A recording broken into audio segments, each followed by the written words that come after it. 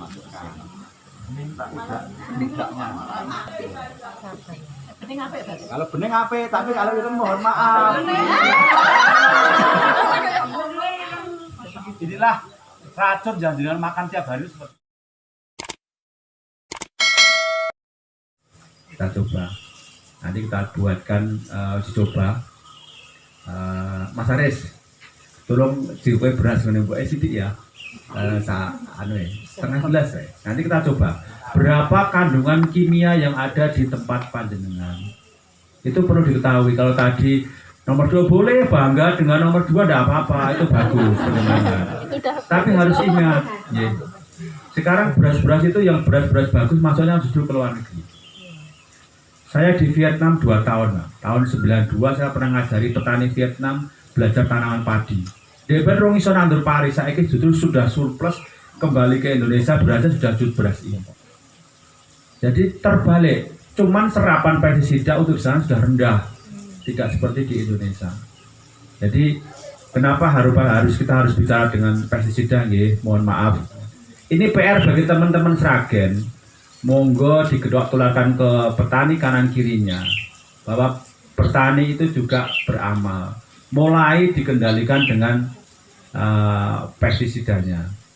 Kalau kemarin saya lihat walaupun saya tidak masuk dalam grup panjenengan langsung, tapi saya menyimak, oh ya, berarti aktivitas organisasinya mulai hidup, di Sragen ada casing, ada apa, itu bagus sekali. Ada lagi? Kalau nggak ada kita coba kandungan residu beras nih. bahan utamanya peroksid. Bisa jangan pakai beli di apotek, tapi sabak kimia ada, toko-toko kimia ada. Itu tidak bisa, peroksid saja.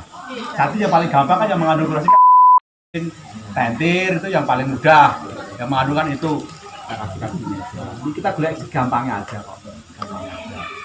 Nah, ini airnya rupanya kan tambahi gitu selaras. Ini airnya kan merah ya. Merah ya, bukan hitam. Kalau hitam berarti ini banyak racunnya. Ini jangan lihat beras ini sehat. Pangan enak, lau enak, komponen semua. Kita masukkan ini. Kita masukkan. Minta tidaknya. Bening apik, Bas. Kalau bening apik, tapi kalau itu mohon maaf. Inilah racun yang dengan makan tiap hari seperti itu. Kalau masakan sudah dikhusus sih, Pak. Asli, tetap sama. Diputusin Pak pakai tangan, nggak pakai peroksid. Kalau peroksid itu kan dari dalam, dari dalam. Terserah. Ini mengeluarkan, jadi caranya gampang. Nanti ada caranya. Langsung khawatir. Botol gedang ini kira-kira disemprot betul? Betul.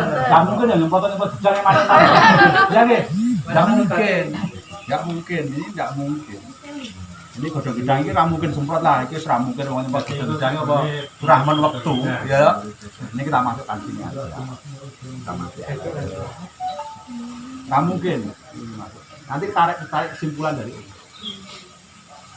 Loh. Kita tunggu aja. Kita tunggu aja.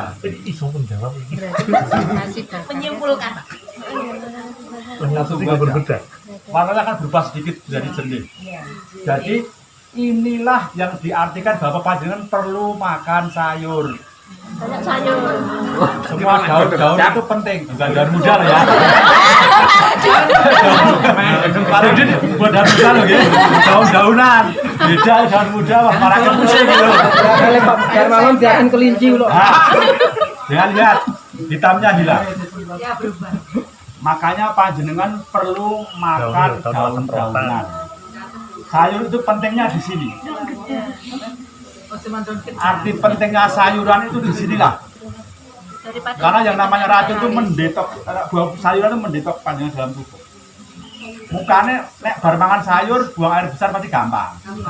Ya enggak? Itulah fungsinya bahwa daun-daunan itu menekan atau mendorong senyawa yang ada di usus 12 jari kita untuk keluar. Sayur semprotan Paling bagus daun kelor. Itu bisa. Jadi saya harapkan gini. Tadi Mbak, kalau saya dengar kalau sayur disemprot piye? Ya memang itu dilema gitu. Tapi minimal walaupun disemprot, sebagian pasti juga ada yang nggak semprot. Salah satu strategi panjenengan supaya tetap sehat, gampang. Usahakan 1 minggu sekali makan kates yang mengkel. Yang kates suruh pakai matang banget. Satu, itu agenda rutin. Kemudian yang 1 bulan sekali jus sirsat yang tidak usah pakai gula. Itu mendorong berat keluar. Pakai mic, Pak. 1 bulan sekali aja. 1 bulan sekali aja. Panjangan minum makan sirsat itu 1 bulan sekali. Kemudian yang untuk proteinnya kates yang belum matang banget. Karena belum matang kan masih dikunyah di dalam usus 12 jari. Tapi kalau sudah matang kan cuma lewat 15 saja. Jadi harapannya seperti itu. Jadi panjenengan mohon maaf ya, harus biasa makan sayur. Itu pentingnya di sini. Sekarang jenengan udah usia berapa? 30 tahun. Berapa racun yang mengendap dalam tubuh jenengan? Walaupun semuanya juga aku yang makan sayur, tapi kan mungkin belum tahu. Dengan kondisi seperti ini, semakin hari semakin banyak makan sayur, semakin lebih bagus. Jadi loh, tadi terbukti kan sekarang bening enggak?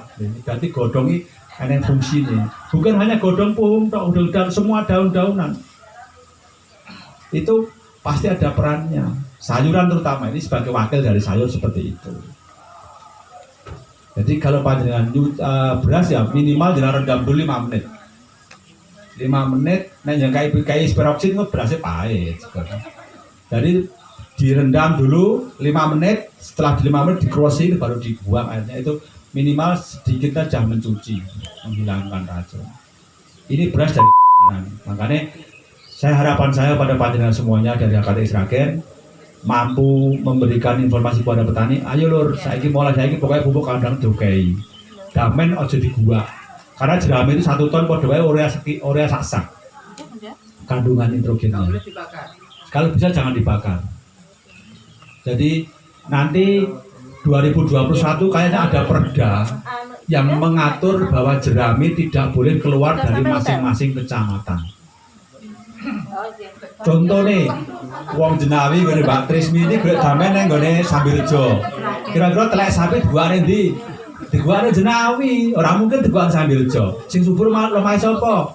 Lemah gone Jenawi. Sing kelong sundur harangan sapa? Gone Sragen Sambilrejo. Makanya nanti akan ada aturan seperti itu. Di 2021 ada aturan bahwa jerami tidak boleh keluar dari masing-masing kecamatan. Itu lebih bagus menumpuk di sawah. Tidak apa-apa. Ya seharusnya ngalai ngilongke sebagian tidak ditanami tombok pojokan. Kan ini nunggu tanam berikutnya. Kalau perlu begitu sudah membusuk, setelah matun ditabur. Itu lebih bagus untuk pengolahan tanah berikutnya. Ya kalau kandel kurang tikus, tapi tipis enggak. Nah itu masalahnya itu. Nanti begitu keluar perda saya kira akan lebih aman. Yeah. Pak Darman, Siap. Ini keluhan petani ya, keluhan petani atau keluhan konsumen beras ya. Artinya begini Pak, yang menjadi dilema mengapa mereka tidak begitu terbuka memakai organik, damen misalnya, atau pupuk kotoran sapi misalnya. Mereka alasannya itu belinya lahan tahunan Pak. Jadi untuk menikmati hasil pupuk kandang terserap tanaman, mereka sudah keduluan habis masa belinya Pak. Nah untuk menyampaikan, memberikan motivasi ke petani itu bagaimana Pak?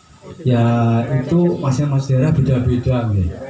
Jadi bagaimana caranya ini menjadi tanggung jawab kota masing-masing untuk bisa mendekati secara emosional, pelan-pelan lah, pelan-pelan. Saya kira pasti bisa. Saya kira pasti bisa. Ini juga PR bagi kita juga. Jadi harapannya gitu.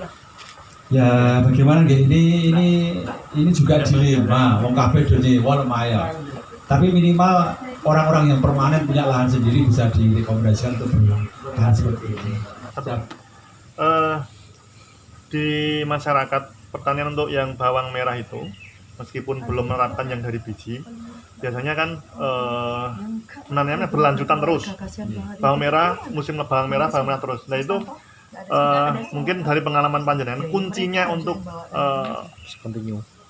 bisa continue, bisa secara maksimal hasilnya juga itu dengan kunci-kuncinya seperti apa? Mungkin bisa Kalau kunci keberhasilan adalah saat ini menggunakan pupuk organik, Mas. tetap Tetap, ya. karena dengan menggunakan pupuk organik musuh alami kan datang. Begitu musuh alami datang, dia tidak perlu menggunakan pestisida yang super. Karena pestisida yang digunakan totalnya tidak ada yang murah. Untuk Semuanya dari mahal. unsur tanah sendiri nanti berlanjutan bawang merah terus itu Ya, pengaruhnya. semua pertanian itu harus pakai pergiliran rotasi ya, Mas. Harus pakai rotasi. tetap ya. Minimal 2 bawang merah berhenti. 2 bawang merah berhenti. Harus pakai rotasi lah. Harus pakai Kan rotasi. 9 kali. Tapi Tetap ya. yang cocok untuk bawang merah rotasinya apa? Kolom hijau bagus. Paling bagus itu kedelai, Pak. Pakai kedelai juga bagus karena ada rhizobiumnya juga. Di daerah Medion Oh, Kediri iya. itu kedelai. Matur suwun Bapak. Ya. Iya, Yang kedua padi. iya bisa. Itu padi akar-akarnya juga bisa membelah partikel tanah itu. Ada lagi? Terus ada betul rubah gidengannya terlalu. Ya ada, cukup. Nanti kita Ini tadi kan benihnya kan belum siap tanam, belum dijelaskan biar nanti nggak ada diulang lagi Mas, dia siap. benih yang Oh iya, siap. anu tadi nggak yang di apa bagi-bagikan tadi Oh iya, belum siap tanam. iya. Itu yang biji yang Salah persepsi. panjenengan terima itu belum siap tanam ya, masa dormannya belum cukup. Tapi itu masih, kalau panjenengan pengen cepat tumbuh, bisa dirajamkan bawang merah. Ya. Di bawang merah dirajam kecil-kecil, Itu, ya. direndam 5-10 menit. Ya, kok. Nanti itu mempercepat masanya nggak apa-apa. Walaupun itu nanti tidak tumbuh 100%, tapi minimalnya dia akan tumbuh lebih banyak. Dan coba itu sekitar umur dorman, ini masih nunggu dorman sekitar 1 bulan lagi. Nih, tapi jangan tanam nggak apa-apa. Yang penting jangan tahu untuk tumbuhnya aja. Kalau untuk tumbuhnya pakai polybag bisa, pakai pot bisa, atau dibikin kotak kecil juga bisa nggak apa-apa. Itu jadi G1 nanti. Jadi harapannya nanti tumbuh dari G1 akan besar-besar lagi, disimpan dan gantung. Mungkin satu ini tumbuh 100 disimpan wae, digantung di depan rumah nanti tanam. Oke. Ada lagi? Monggo. Jadi saya sampaikan sekali lagi, kita kupas sedikit bahwa biji yang kita buat ini hasilnya seperti itu, tanamannya yang panjenengan lihat hasilnya bisa maksimal, batangnya bisa besar, resistensi terhadap hama dan penyakit tinggi sekali. Tidak kebal ya, tapi resisten. Minimal mampu mengendalikan, mampu melawan hama dan penyakit yang ada di sekitarnya. Nanti kita lihat. Udah.